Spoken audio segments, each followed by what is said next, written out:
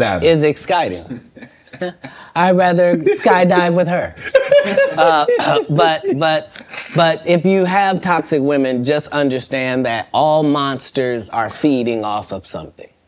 And if you find out what this toxic woman is feeding off of, you can just begin to turn off her feeding points. And it drives a toxic person crazy, and they'll get away from you.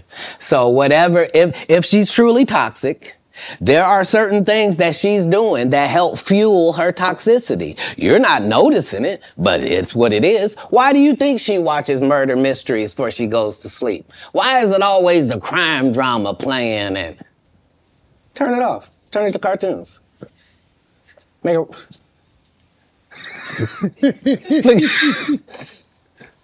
No, you don't get to. What's she listening to? You can't be listening to Sexy Red. You're broke.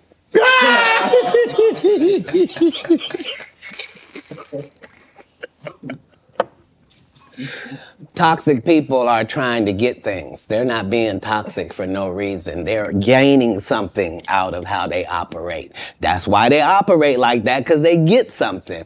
As soon as you find that out, you'll be able to cut off what they're getting, and they will leave. Yeah. You were married once. Never. You weren't married? Never in life. So would you have a cohabitation agreement? Never. How? How can I be a single parent and be married? There are people that were married and then they get divorced and then they become single parents. That's how that works. Yeah, but a person who's never been married means he's never been married. Okay. I'm gonna take your word for it. Why would you need to take my word for it? Hold on. If I had been married, wouldn't have somebody have said who she was? No. It might have been a long time ago. Nope. I've never not been famous, sir. I just worked the story out to you. I don't have no hidden mysteries in my life. That was Jesus. I don't have no periods in my life where it's unaccounted for. No. That person that said that was a liar. I got a case right now in LA. This lady saying she was my assistant for 14 years, and I heard her or something like that. Never worked for me, not a day in my life. Liars lie because they want to. But people always say, why would they lie? No, there are several women have said they was married to me. It's just when it went to court, they had to say, I was married to him spiritually. You shut up. How you gonna be married to me? My kids don't know you. Answer me that. So do you have a problem? Do you have a problem bringing women around your kids?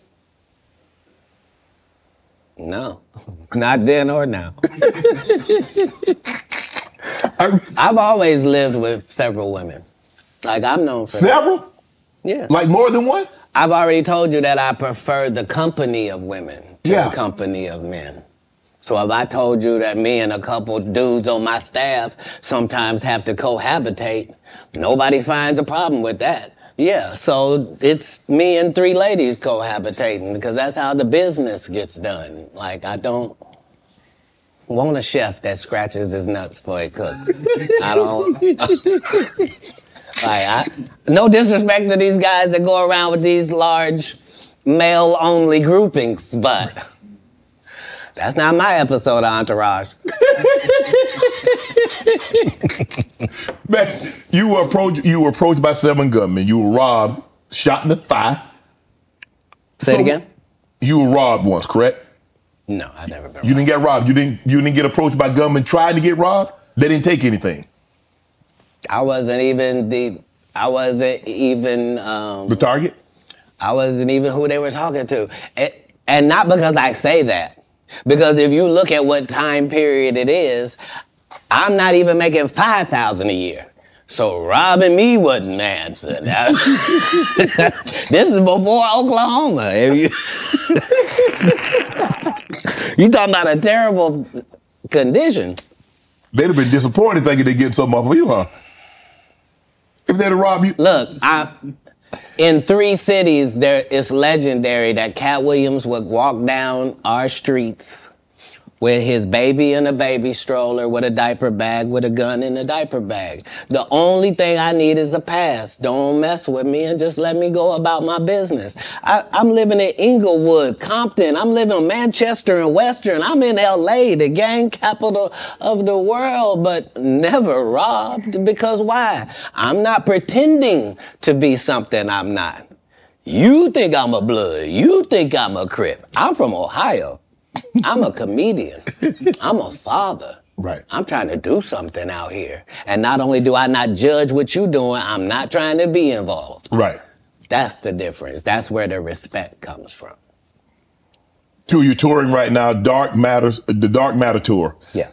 Filming next Netflix special. In May. May. Yep, next Netflix special. At U2 Theater in Inglewood. I'm about to catch that. I thought you might say that. I will catch that one. Right, because it's a homecoming for me. Because I lived on Hazel, so you know. I gotta catch that. People know I lived in the heart of Inglewood. They saw me walk down Market Street with the babies I'm raising. Like they understood that. No, I was really not pretend. Oh, he want to be from the hood. No, I'm living there on the street. What's your favorite city to tour in? The next one, sir. Yeah, that's the real beauty of travel. Right. That's why most people don't have the empathy and the sympathy that they need to have for other people. It's because they haven't seen other people. Right. Like if you went to Ireland and you saw what them people was like, and you went to Sweden and saw what them people was like, if you really went to Africa and you really saw what the people was like, you went to Haiti, you went to Puerto Rico, if you really traveled across the country, you would see that all people is the same. It's way more people that's good than the fucked up individuals you're seeing.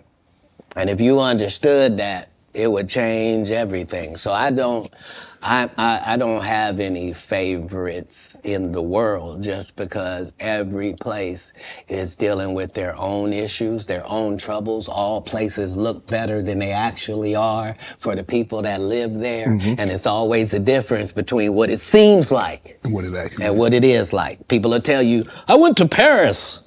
I was there at the Eiffel Tower. Bitch, you had bed bugs. And there were rats everywhere. The food was terrible. Yeah. Tell the rest of it. Yeah. Don't tell some. Let me ask you a question. When you go to these cities to tour, do you make it a habit of getting out?